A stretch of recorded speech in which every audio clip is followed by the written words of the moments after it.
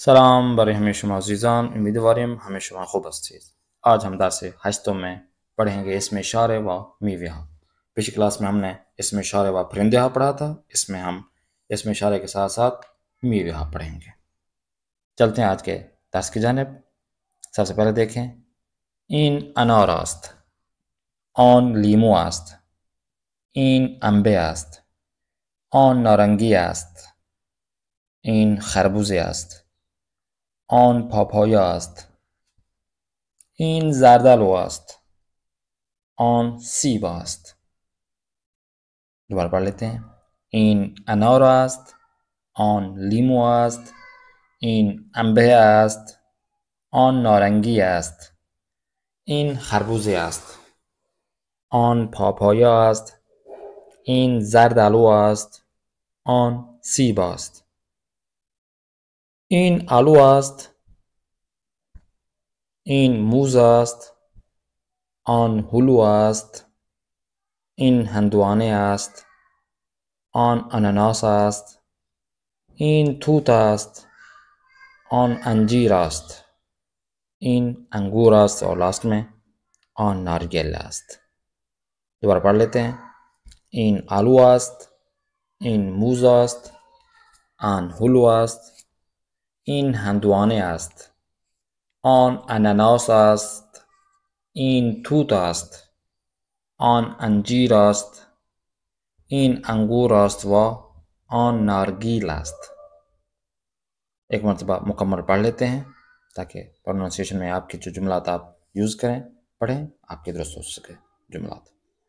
این انار است آن لیمو است این انبه است آن نارنگی است این خربوزه است آن پاپایا است این زردالو است آن سیب است این آلو است این موز است آن هلو است این هندوانه است آن اناناس است این توت است آن انجیر است این انگور است و آن نارگیل است.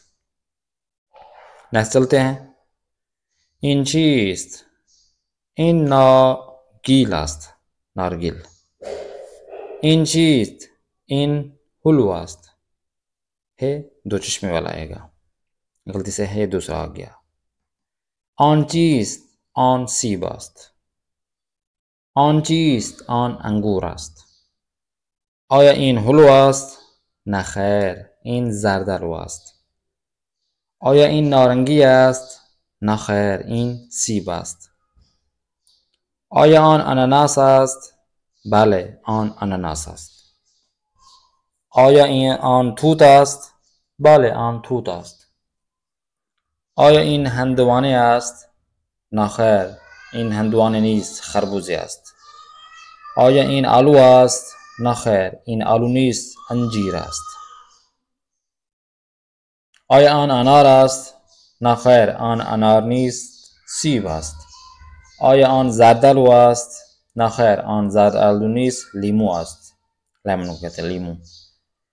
آیا این انبه است بله این انبه است.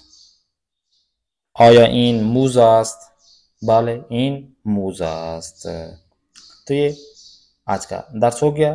फलों के नाम आपको बताइए हैं. तमरीन में देखें फारसी में फलों के नाम आपने कॉपी पर लिखना है इनको याद करना है याद करके इनको इस्तेमाल में लाना है. आप जाते हैं फ्रूट्स लेने के लिए आप इनको यूज़ करें. आप जाते हैं सब्ज़ी लेने के लिए आप इनको याद करें जुमलों में आप बोलें बार बार तकरार करें और बार बार तकरार ही से आपके जुमलात दुरुस्त होंगे फलों के नाम याद होंगे प्रोनाउंसिएशन आपकी दुरुस्त होगी अल्फाज की अदायगी आपकी दुरुस्त हो सकेगी और इसमें इशारा जब आप यूज़ करेंगे तो इसमें इशारा भी आपका दुरुस्त होगा.